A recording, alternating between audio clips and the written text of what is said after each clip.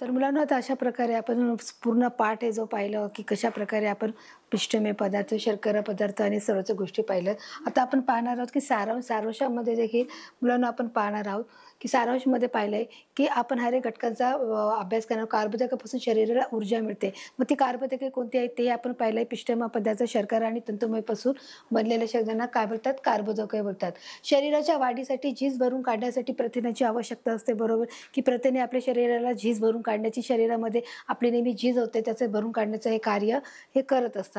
स्निग्ध पदार्थापासून देखील शरीराला ऊर्जा मिळते. की स्निग्ध पदार्थ हे आपल्या जेवणाच्या आहारामध्ये खूप कमी प्रमाणामध्ये आपल्याला खायला मिळते आणि ते देखील आपण तो जे सगळे पदार्थ आहेत म्हणजे ते कोणते आहेत? तूप आहे, दही आहे, जे तेल आहे, मांस आहे, सुका मेवा आहे, अंड्याचा पिवळा बलक आहे, अशा सर्व प्रकारच्या ज्या गोष्टी आहेत ते काय आहेत? स्निग्ध पदार्थामध्ये असते. ते आपल्या आहारामध्ये कमी आवश्यक म्हणजे आपण त्याचं प्रमाण हे कमी ठेवलेलं असतं. बाकीचे जे कार्बोदकाचं प्रमाण आहे, प्रथिनेचं प्रमाण आहे हे आपण जास्त करतो, पण तरी देखील आपल्याला स्निग्ध पदार्थाचा देखील आपल्याला काय करणं आहे? आहारामध्ये समावेश करणं हा तितकंच गरजेचं आहे मुलांनो. जसं आपण पाहिलं की प्रथिने आहे ती देखील आपल्या हाडांच्या मजबूतीसाठी आहे. जे आपण जीवनसत्वे पाहिली आहेत जी हाडांसाठी फार महत्त्वाची आहे. जसे vitamin A, B, A1, A2, A3 आणि जसं आपण पाहिलं vitamin A, B, C, D, E, K हे देखील आपल्या शरीरासाठी किती आवश्यक आहे याची देखील आपण व्यवस्थित अभ्यास केलेला आहे मुलांनो. तसेच आपण पाहिलं खनिजे आणि जीवनसत्वाची शरीराला कमी प्रमाणात गरज असली तरी त्याच्या अभावामुळे आजार होऊ शकतात. की जे आपण जीवनसत्वे आणि जे खनिजे पाहिली याचा देखील अभ्यास केला की कोणकोणत्या प्रकारची जे जीवनसत्वे आहेत, जे विटॅमिन्स आहेत, जे मिनरल्स आहेत याची देखील शरीराला कशा प्रकारे गरज आहे पाहिले. फळे व फळाच्या साल्या, भाज्या, धान्य, कडधान्ये हे सर्व तंतुमय पदार्थाचे स्तोत्र आहे. की जे तंतुमय पदार्थ जे आहेत ते देखील आपल्या शरीराला किती गरजेचं आहे हे देखील आपण पाहिलेलं आहे मुलांनो. आहारातील प्रत्येक खाद्यपदार्थातून आपल्याला एकापेक्षा अधिक अन्न घटक हे मिळत असतात. म्हणजे आपण आपल्या परिपूर्ण जे आहार एकापेक्षा अधिक अन्न घटक मिळते.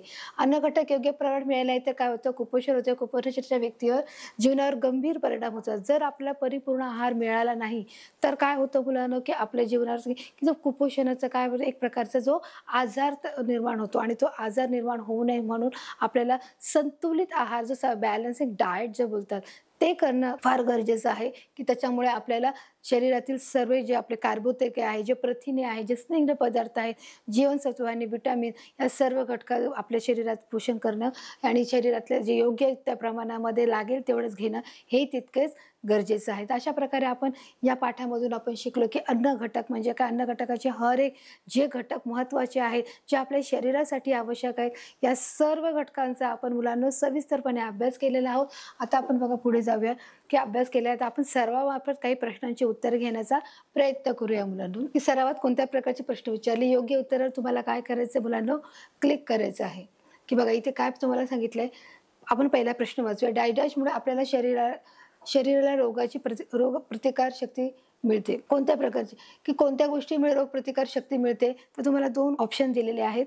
ते 2 ऑप्शन अशा प्रकारचे की पहिला आहे जीवनसत्व आणि दुसरं आहे प्रथिनं. त्याच्यातलं कोणतं करेक्ट आहे की डॅशमुळे आपल्या शरीराला रोगांची प्रतिकार करण्याची शक्ती मिळते. तर आपलं योग्य उत्तर काय असणार आहे? प्रथिने ही काय करायची? त्याची झीज भरून काढायचं काम करायचं आणि रोगाला प्रतिकार करण्याची जे काम आहे ते कोणाचं आहे मुलांनो? जीवनसत्वाचं काम आहे. आणि म्हणून आपलं योग्य उत्तर काय असणार आहे की जीवनसत्वामुळे आपल्याला शरीराला रोगाची प्रतिकार करण्याची शक्ती मिळत असते. आपण आता दुसऱ्या प्रश्नाकडे वळूया. कॅल्शियममुळे आपल्याला हाडं काय होतात? डॅश होतात. काय होतात? काय आपण जर आपल्या शरीरात कॅल्शियमच्या गोष्टी खाल्ल्या, जे वस्तू खाल्ल्या, पदार्थ खाल्ले तर काय होईल? आपल्या शरीराला मजबूती मिळेल. तर तुम्हाला 2 ऑप्शन दिले. एक ठिसूळ आहे आणि एक मजबूत आहे. तर आपली हाडे कशी होणार आहेत? ठिसूळ होणार आहेत का? तर अजिबात नाही. तर आपलं बरोबर उत्तर काय असणार आहे की हाडे मजबूत होणार आहे आणि म्हणून आपण योग्य उत्तरावर क्लिक करणार आहोत. बघा आपला प्रश्न तिसरा आहे. गोड अन्न पदार्थामध्ये विविध प्रकारच्या डॅश असतात. जे गोड पदार्थ आहेत जे सर्व त्याच्यामध्ये काय असं तुम्हाला त्यांनी ते विचारलेलं आहे की गोड पदार्थामध्ये कोणत्या प्रकारचा जो द्रव असतो तो तयार होतो आणि तो द्रवाचं नाव काय हे तुम्हाला विचारलं आहे. तर तुम्हाला इथे 2 पर्याय आहेत. त्या 2 पर्यायापैकी एक पर्याय आपल्याला उत्तर सांगायचं आहे की गोड अन्न पदार्थामध्ये विविध प्रकारचे म्हणजे शर्करा आणि ऊर्जा हे 2 आहेत ऑप्शन. तर आपलं बरोबर उत्तर काय असणार आहे की गोड अन्न पदार्थामध्ये काय आहे? अर्थातच बरोबर आहे तुमचं उत्तर. काय आहे? शर्करा हे काय असते. बघा आता आपलं काय पुढचा प्रश्न. आहारात तंतुमय पदार्थ असले तर बद्धकोष्ठतेचा त्रास होतो. तुम्हाला चूक की बरोबर सांगायचं आहे मुलांना इथे, की आहारामध्ये जर तंतुमय पदार्थ असेल, तर बद्धकोष्ठतेचा त्रास होतो का? आपण शिकलोय त्या पाठामध्ये, की तंतुमय पदार्थ जे खाल्ले की काय होतं, जर तंतुमय पदार्थ म्हणजे ज्वारी, गहू, बाजरी आणि तांदूळ याचं जे पीठ जे आपण दळून आणतो, ते दळून आणल्यानंतर त्याचा जो कोंडा राहतो, जे आपण चाळणीने जे चाळतो आणि त्याचा जो वरचा जो कोंडा असतो, जो भुगा असतो, जे बारीक जे छोटे कण असतात, मोठे कण असतात, ते राहतात. त्याला तंतुमय पदार्थ बोलतात. बरोबर बोलला ना? या तंतुमय पदार्थ जर असेल तर ते बद्धकोष्ठीचा त्रास होतो का? उलट बद्धकोष्ठीचा त्रास होत नाही. आपण हे शिकलो होतो. तिथे चूक की बरोबर सांगितलं की बद्धकोष्ठीचा त्रास होतो. तर आपलं उत्तर काय आहे? चूक आहे. म्हणून आपण योग्य उत्तरावर क्लिक करणार आहोत. आता बघा हा आपला पुढचा प्रश्न आहे. तेल हा स्निग्ध पदार्थ आहे. आहे का? की जो तेलकट आहे, चिकट आहे, ज्याचं आपण जसा तो प्रयोग पाहिला होता, की एक पेपर घेतला, त्या पेपरावर जर तेल लावला तर तो कसा दिसतो? अर्धपारदर्शक दिसतो. आपण हा प्रयोग केला होता. तर त्याच्यामुळे मग आपला तेल काय आहे? हा स्निग्ध पदार्थ आहे, तेलकट आहे. आणि मग आपलं उत्तर काय आहे? तेल हा स्निग्ध पदार्थ आहे. चूक का बरोबर? तर आपलं उत्तर काय असणार आहे? की तेल हा स्निग्ध पदार्थ आहे आणि म्हणून आपण योग्य उत्तरावर क्लिक करणार आहोत. आपला पुढचा प्रश्न आहे, चॉकलेट व केक खाल्ल्याने आपल्याला सर्व अन्न घटक मिळतात. की चॉकलेट आणि केक म्हणजे याच्यामध्ये काय आहे? तुम्ही विचार करा. चॉकलेट आणि केक आपल्या चवीला कसे लागतात? गोड लागतात. म्हणजे त्याच्यामध्ये काय आहे? हे कोणता अन्न घटक आहे? हा शर्कराचा आहे. याच्यामध्ये सुक्रोज नावाचा जो घटक आहे तो मिळाल्यामुळे ते काय पदार्थ लागतात? आपल्याला गोड लागतात. मग फक्त चॉकलेट आणि केक खाल्ल्यामुळे तर आपल्याला सर्व अन्न घटक मिळतात का? तर असं होत नाही. आत्ताच आपण शिकलो की जे सर्व कार्बोदके आहेत, प्रथिने आहेत आणि जे स्निग्ध पदार्थ आहेत, जीवनसत्वे आहेत, विटॅमिन्स आहेत, हे सर्व जर पदार्थ खाल्ले तर आपल्या शरीराला पूर्ण अन्न घटक मिळत असतात. म्हणजेच इथे उत्तर आपलं काय आहे मुलांनो? अर्थातच चूक आहे. आणि म्हणून आपण काय करणार आहोत? चूक की बरोबर याच्यामध्ये आपलं बरोबर उत्तर काय आहे? की आपण चूक या गोष्टीवर काय करणार आहोत? क्लिक करणार आहोत. आपला पुढचा प्रश्न आहे, कार्बोदकापासून शरीराला ऊर्जा मिळते. कार्बोदकापासून शरीराला ऊर्जा मिळते का? आपण पहिल्यापासून तेच बघत आलो की जे कार्बोदके आहेत म्हणजे जे पिष्टमय पदार्थ आहेत, जे तंतुमय पदार्थ आहेत, जे शर्करेचे पदार्थ आहेत, हे सर्व मिळून आपण काय करतो? आपल्या आहारात जर असेल तर आपल्याला नक्कीच काय मिळते? तुम्हाला चूक की बरोबर ते आपल्याला ऊर्जा मिळते काही सर्व पदार्थ खाल्ल्यामुळे. अर्थातच हे सगळे पदार्थ खाल्ल्यामुळे आपल्याला उष्णता मिळते, म्हणजे ऊर्जा मिळते, ताकद मिळते, बरोबर, शक्ती मिळते तुम्हाला हर एक काम करण्यासाठी. आणि म्हणूनच आपण योग्य उत्तरावर काय करणार आहोत? क्लिक करणार आहोत. तर अशा प्रकारे मुलांना आपण सरावामार्फत प्रश्नांची उत्तर घेतली, आपण चूक की बरोबर घेतलं ते देखील आपण पाहिलं आणि त्या प्रश्नांची आपण उत्तरं योग्य रीतीने दिली गेलेली आहेत. आपण खेळाच्या माध्यमातून देखील मुलांना प्रश्न घेण्याचा प्रयत्न करत होतो, परंतु खेळाच्या माध्यमातले जे प्रश्न आहेत ते इथे थोडी चुकीची दिली गेली, त्याची मांडणी व्यवस्थित न केल्यामुळे आज आपण खेळ जो भाग आहे ते खेळाच्या संदर्भातले जे प्रश्न आहेत ते आज आपण इथे घेऊ शकणार नाहीये. तर आपण आता वळूया परीक्षा तासाकडे. तर परीक्षेच्या माध्यमातून कोणत्या प्रकारचे प्रश्न उत्तर विचारलेत ते देखील बोलवणे आता आपण पाहूया. बघा आपला पहिला प्रश्न आहे, डॅश डॅश या खनिजामुळे आपली हाडे मजबूत होतात. कोणत्या घटकामुळे? म्हणजे ते तुम्हाला बघा इथे 4 ऑप्शन दिलेले आहेत की कोणत्यामुळे हाडं आपली मजबूत होतात. इथे तुम्हाला पहिलं दिले कॅल्शियम आहे, दुसरं सोडियम आहे, तिसरं पोटॅशियम आहे आणि चौथं आयर्न आहे. तर त्याच्यातलं कोणत्या प्रकारच्या खनिजे, जी खनिजांची काय आहेत तुम्हाला नावं आहेत. आपण शिकलोय ना जीवनसत्वे आणि खनिजे. खनिजामध्ये देखील 2 प्रकार पडतात, एक धातू प्रकार, एक अधातू प्रकार. हे आपण पाहिलेलं आहे की बरोबर. धातूमध्ये आपल्याला काय मिळतं आहे? लोह आहे, जस्त आहे, निकेल आहे, मॅग्नेशियम आहे, हे देखील पाहतो. आणि अधातू ज्या प्रकारामध्ये आपण काय बघितलं? संगमरवर आहे, सिमेंट आहे, ह्या गोष्टी आपल्याला त्याच्यामध्ये पाहायला मिळतात. तर तिथे म्हणाले की कोणत्या खनिजामुळे हाडे मजबूत होतात? तर अर्थातच आपलं उत्तर काय असणार आहे? Calcium, sodium, potassium, iron. तर आपलं उत्तर काय आहे मुलांनो? की जे कॅल्शियम या खनिजामुळे आपले काय होतात? हाडे मजबूत होतात. आणि म्हणून आपण योग्य उत्तरावर क्लिक करणार आहोत. आपला दुसरा प्रश्न, पिष्टमय पदार्थ, शर्करा व तंतुमय पदार्थ यांना एकत्रितपणे डायडॅश म्हणतात. काय बोलतात? की हे तिन्ही पदार्थ जेव्हा एकत्र येतात तेव्हा त्यांना काय बोललं जातं? त्यांना जे एक विशिष्ट नाव दिलं आहे ते नाव काय आहे मुलांनो? हे तुम्हाला सांगायचं आहे की ते नाव काय असू शकतं बरं? तर आपण वाचून घेऊया, त्याच्या आधी ऑप्शन वाचूया. पहिला आहे कार्बोदके, दुसरं आहे प्रथिने, तिसरं आहे खनिजे आणि चौथं आहे जीवनसत्वे.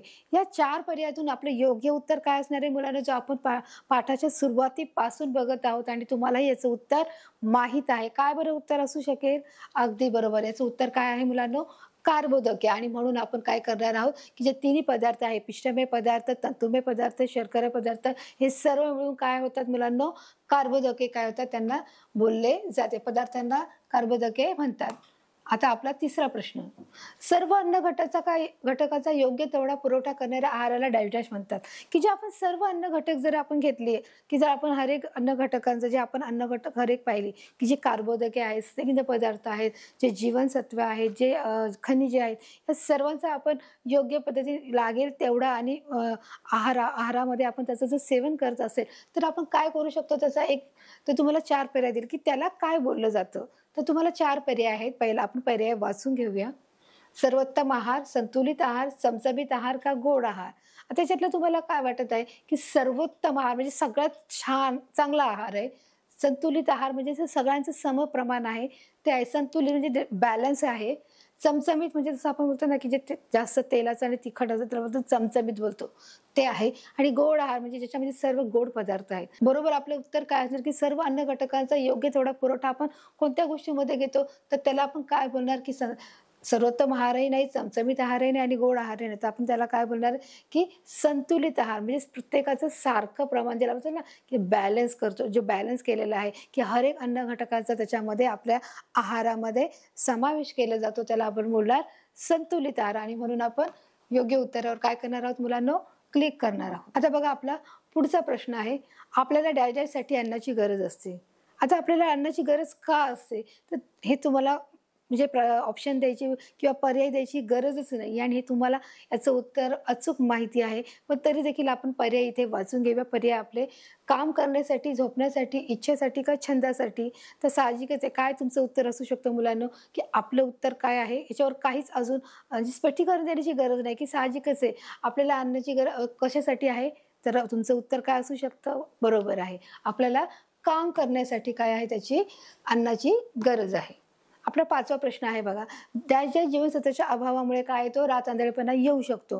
कोणते जीवनसत्वामुळे रातआंधळेपणा येऊ शकतो तर तुम्हाला ते जीवनसत्वाची नावं दिली आहेत. अगोदर आपण जो पहिला प्रश्न होता त्याच्यामध्ये आपण खनिजे विचारली होती, की कोणत्या खनिजामुळे हाडे मजबूत होतात ते त्यांनी विचारलं होतं. आता इथे त्यांनी सांगितलं, की कोणत्या जीवनसत्वाच्या अभावी रातआंधळेपणा म्हणजे जसं सूर्य मावळल्यानंतर एखाद्या व्यक्तीला कमी दिसणं किंवा अजिबातच दिसत नाही. तो दिवसभर चांगलं पाहू शकतो, परंतु रात्री त्याला अंधुक किंवा फुकट किंवा थोडंसं किंवा एकदम अजिबातच दिसत नाही. त्याला आपण काय बोलणार मुलांनो, रातआंधळेपणा असे बोलणार. तर आपल्या याच्यातलं काय उत्तर असणार आहे, की बी आपण ऑप्शन वाचून घ्या, BCAD. तर हे 4 पैकी आपलं योग्य उत्तर काय असणार आहे मुलांनो, ए उत्तर असणार आहे, की ए या जीवनसत्वाच्या अभावी रातआंधळेपणा येऊ शकतो. मग ए जीवनसत्व कशात आहे मुलांनो, ए जीवनसत्व हे गाजरमध्ये आहे. म्हणून मुलांनी रोज गाजर खाल्ली पाहिजे. आपला पुढचा प्रश्न आहे, आहारात आलेल्या डायजेस्ट पदार्थापासून शरीरात चरबी तयार होते. आहारात कोणते पदार्थ आले की आपल्या शरीरामध्ये चरबी निर्माण होण्याचे काम करत आहे. तर तुम्हाला त्याच्यामध्ये काय दिलं आहे, पदार्थाची नावं दिली आहेत. म्हणजे आपण आता जे अन्नपदार्थ जे शिकलो, जे घटक शिकलो ते सगळ्या घटकांची तुम्हाला इथे यादी दिलेली आहे. तर आपण लगेचच ती वाचून घेऊया. आपला पर्याय आहे तंतुमय आहे, स्निग्ध आहे, पिष्टमय आहे आणि शर्करा आहे. बरोबर आहे मुलांनो. तर याच्यापैकी कोणता पदार्थ की जो चरबी वाढवण्यास मदत करतो. तर आपलं योग्य काय उत्तर असणार आहे मुलांनो, स्निग्ध पदार्थ. की आहारात आलेल्या स्निग्ध पदार्थापासून शरीरात काय होते मुलांनो, चरबी तयार होत असते आणि शरीराला एक योग्य आकार येत असतो. बरोबर. आपला पुढचा प्रश्न आहे, गोड लागणाऱ्या अन्न पदार्थामध्ये विविध प्रकारच्या डॅश असतात. काय असतात गोड लागणाऱ्या पदार्थामध्ये, काय असतं तुम्हाला विचारले, की जो पदार्थ तुम्हाला गोड लागतं, मग तुम्ही फळे खाता, तुम्ही एखादी स्वीट डिश खाता, मग त्याच्यामध्ये गोड जो पदार्थ खाता त्या पदार्थामध्ये काय आहे हे तुम्हाला विचारलंय. त्याचं नाव सांगायचं आहे. आपण लगेचच पर्याय वाचूया.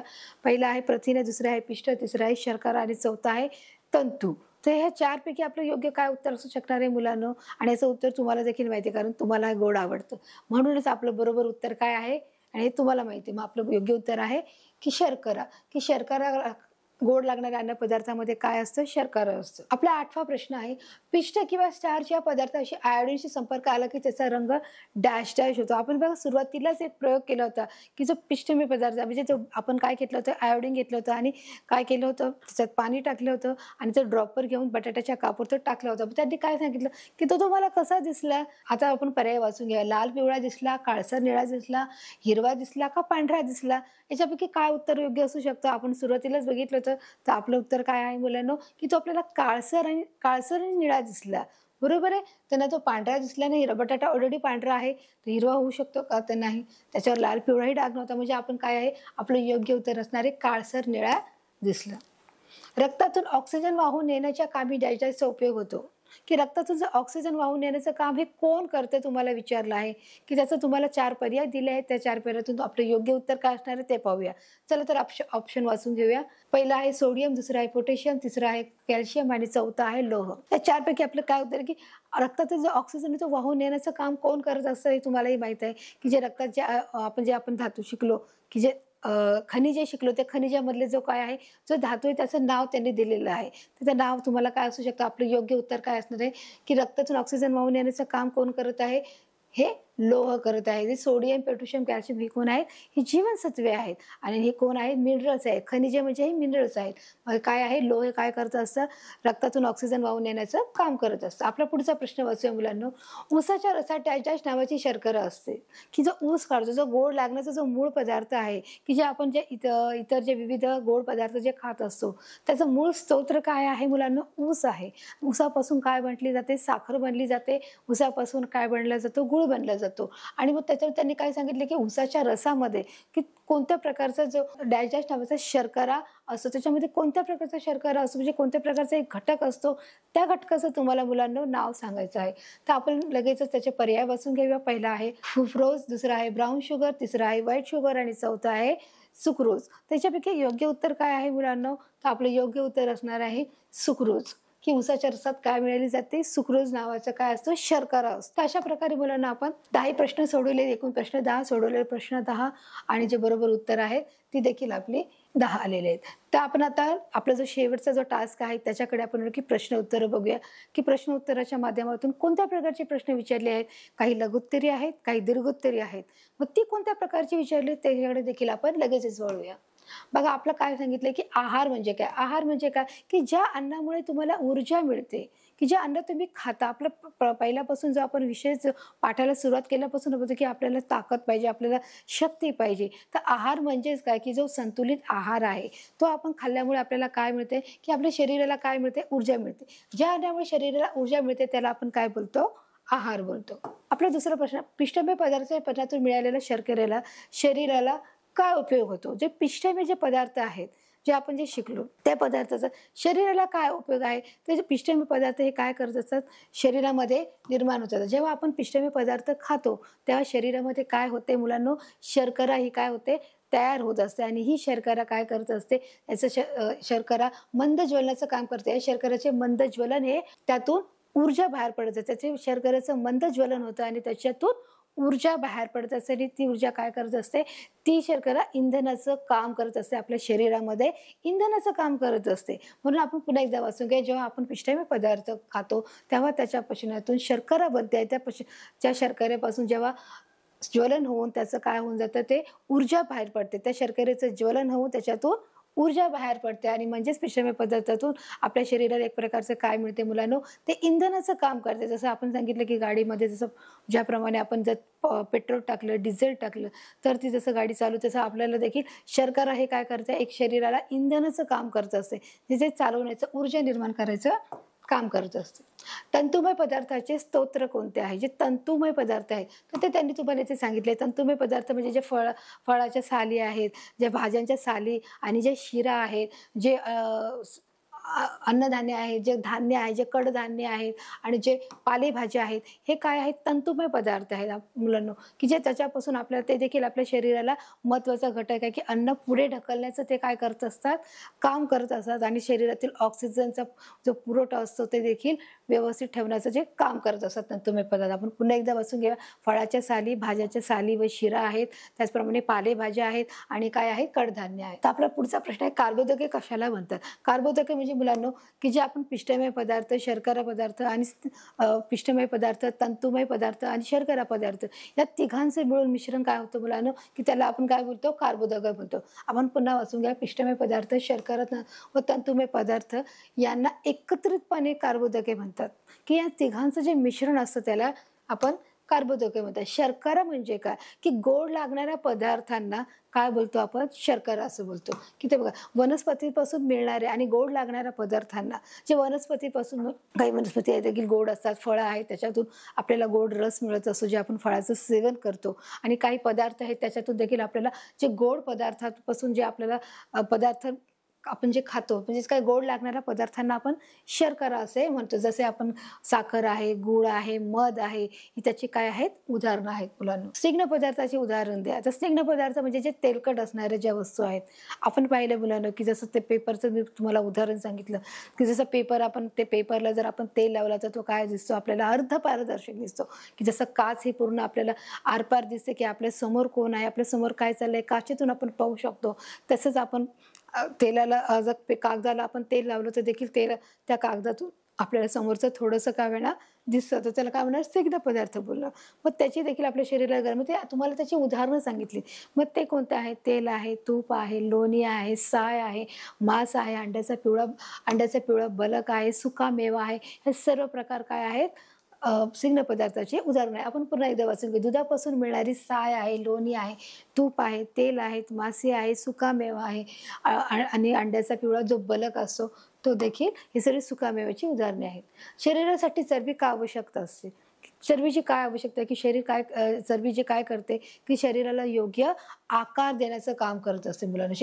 शरीराला योग्य असा आकार मिळत असतो आणि त्यातल्या आंतरदेहाचं जे आपल्या इंटरनल जे ऑर्गन्स असतात, आपल्या शरीरातले जे अवयव असतात त्यांना देखील ते सुरक्षित ठेवायचं काम करते. जर एखाद्या वेळेस आपल्या शरीराला छोटी किंवा मोठी जरी जखम झाली मुलांना तरी देखील काय करते त्या शरीरातले जे अवयवांना आहेत, ज्या आतल्या अवयव आहेत त्यांना काय करत नाही, ते इजा पोहोचत नाही. बाहेरून शरीराला जरी मार लागला तरी आतून ते अंतर्देह काय असतात सुरक्षित राहतात आणि अंतर्देहाच्या चरबीमुळे लगेच इजा होत नाही. बघ आपण वाचून घेऊया. चरबीच्या थरामुळे शरीराला आकार व अंतर्देहाचे संरक्षण मिळते. तसे शरीराची जी उष्णता असते, जे आपलं शरीर आहे ते गरम राहतं. कशामुळे? हे चरबीमुळे. जे म्हणून काय होतं की आपल्या शरीराची चरबी काय करत असते, आपली उष्णता राखण्याचं देखील काम करत असते.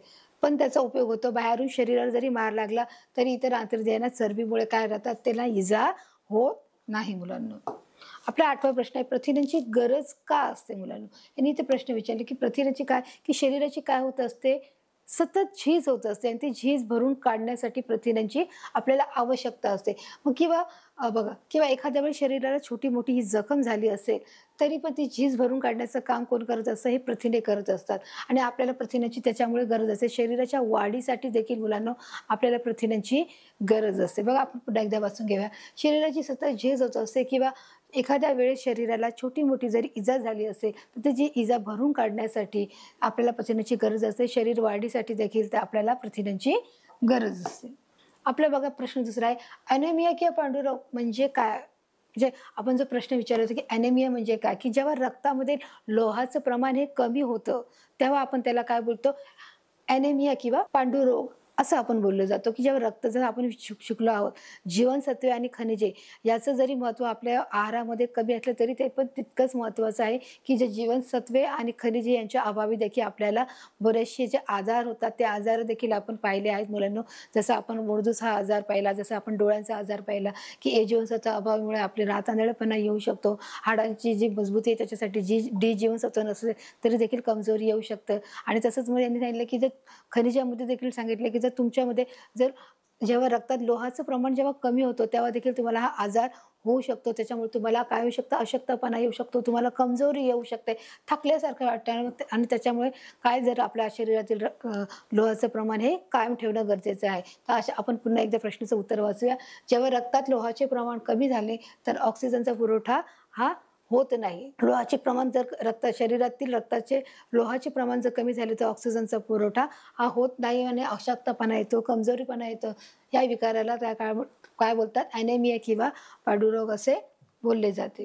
तर कुपोषण कशाला म्हणतात? कुपोषण म्हणजे काय, की जे सर्व अन्न घटकांचा जो समावेश जो केला जातो, की आपल्या आहारामध्ये सर्व अन्न घटकांचा जेव्हा समावेश होत नाही, म्हणजे जी कार्बोदके आहे, जे स्निग्ध पदार्थ आहे, जे प्रथिने आहेत, की जे जीवनसत्वे आणि खनिजे आहेत मुलांना, ती जर आपण योग्य वेळी योग्य प्रमाणात जर नाही घेतली तर काय होऊ शकतो, आपल्याला कुपोषणाच्या समस्येला बळी जावं लागतं. आणि म्हणून यांनी काय दिलं की शरीराचं जर नीट पोषण होत नसेल होण्यासाठी आहारात सर्व अन्न घटकाचे पुरेसे व योग्य प्रमाणात मिळणे, पुरेसे आणि योग्य प्रमाणामध्ये, की आपल्या अन्न घटकामध्ये जे आपल्या काय सांगितलं त्याने आहारात सर्व अन्न घटकांचा पुरेसा आणि योग्य प्रमाणात जर मिळालं नाही तर कुपोषण होऊ शकतं असते. जेव्हा अशा अन्न घटकाची सतत कमतरता असते, त्यांनी काय सांगितलं, जेव्हा ठीक आहे तुम्ही एकदा नाही घेतलं, दोनदा नाही घेतलं, पण तुम्ही घेतच नाही, त्याच्यामुळे काय होऊ शकतं, कुपोषणसारखी समस्या आपल्या समस्या ही आपण पाहू शकतो, की त्यामुळे कमतरता होत राहते, तर व्यक्तीचे पोषण होत नाही. आणि जर सतत त्याची जर कमतरता होत राहिली तर त्याच्या व्यक्तीचं काय होणार आहे, की त्याचं पोषण, त्या व्यक्तीचं पोषण व्यवस्थित होऊ शकत नाही आणि मग त्यामुळे त्याला काय होणार, कुपोषण म्हणतात. आपण वाचून घेऊया. शरीराचे नीट पोषण होण्यासाठी आहारात सर्व अन्न घटक पुरेसे व योग्य प्रमाणात मिळणे आवश्यक असते. अशा अन्न घटकाची सतत कमतरता असल्यामुळे देखील व्यक्तीचे पोषण हे होत नाही आणि त्यालाच काय बोलतात मुलांना, कुपोषण असे बोलले जाते. बघा मुलांनो, अशा प्रकारे आपण आज आपण अन्न घटक या पाठाद्वारे देखील आपण सर्व घटकांचा व्यवस्थितरित्या अभ्यास केलेला आहे, की आपण जे कार्बोदके पाहिले त्याचा देखील आपण अभ्यास केला आहे, की जे पिष्टमय पदार्थ आहे, जे शर्करा पदार्थ आहेत, त्यांचे जे तंतुमय पदार्थ आहे, सर्वांचं एकत्रित जे मिश्रण आहे त्याला काय बोलणार मुलांनो, आपण कार्बोदके बोलणार. आपण स्निग्ध पदार्थाचा देखील वापर पाहिला, की जे स्निग्ध पदार्थ आपल्या शरीरात कोणत्या प्रकारचे जे काम करतात, की जे हाडांना मजबूती करण्याचं जे काम असतं ते स्निग्ध पदार्थाचं आहे, ते देखील ते करत असतात, की जे तेल, तूप, लोणी, जे दूध आहे, सुकामेवा आहे, अंड्याचं पिवळं बलक आहे, हे देखील आपल्या जेवणाच्या आहारामध्ये असणे गरजेचे आहे. त्याचप्रमाणे आपण प्रथिने देखील पाहिली आहे, की ते प्रथिनाची देखील आपल्याला किती प्रकारची जी आवश्यकता आहे, की जे आपल्या शरीराची झीज भरून काढण्यासाठी, हाडे मजबूत करण्यासाठी, शरीराचे हर एक अवयवाचे कार्य व्यवस्थित वाढण्यासाठी, वजन कमी करण्यासाठी देखील आपल्याला प्रथिने म्हणजे प्रोटीनची ही तितकीच गरज असते. आपण याचा देखील अभ्यास केला मुलांनो. आपण पाहिलं मुलांना जीवनसत्वे आणि खनिजे पाहिले, की ते देखील आपल्या जीवनात किती महत्त्वाचे आहेत, की जे जीवनसत्वे, जे व्हिटॅमिन्स आणि जे मिनरल्स आहेत ते देखील आपल्याला किती महत्त्वाचे आहेत, की त्याच्या त्या कमतरतेमुळे की ज्याचं प्रमाण आपल्या आहारामध्ये हे फार कमी जरी असलं तरी देखील ते देखील आपल्या शरीरासाठी किती आवश्यक आहे. जर ते आपल्या शरीराला नाही मिळालं तर आपण कशाप्रकारे मुलांनो आपल्याला वेगवेगळे आजार होऊ शकतात, हे देखील आपण मुलांना त्याच्यामध्ये पाहिलेलं आहे. म्हणून की अशा प्रकारे आपण एकंदरीच्या सर्व घटकांचा व्यवस्थित सविस्तर अभ्यास आपण इथे केले आहोत. काही उदाहरणाद्वारे, काही चित्राद्वारे तुम्हाला सगळ्या गोष्टी मुलांना मी समजून सांगण्याचा अतिशय व्यवस्थित प्रयत्न केलेला आहे. त्याप्रमाणे आपण सराव आणि परीक्षा आणि प्रश्नोत्तर यामार्फत देखील हर एक घटकांचा जे विचारलेले प्रश्नांचे उत्तरं देखील आपण इथे व्यवस्थित देण्याचा मुलांना प्रयत्न केला आहे. मला वाटतं तुम्हाला हा पाठ अतिशय सोप्या भाषेमध्ये मी समजून सांगितल्याने तो तुम्हाला कळलेला देखील आहे. मुलांनो, अशाच भेटूया आपण एका नवीन पाठाकडे. धन्यवाद.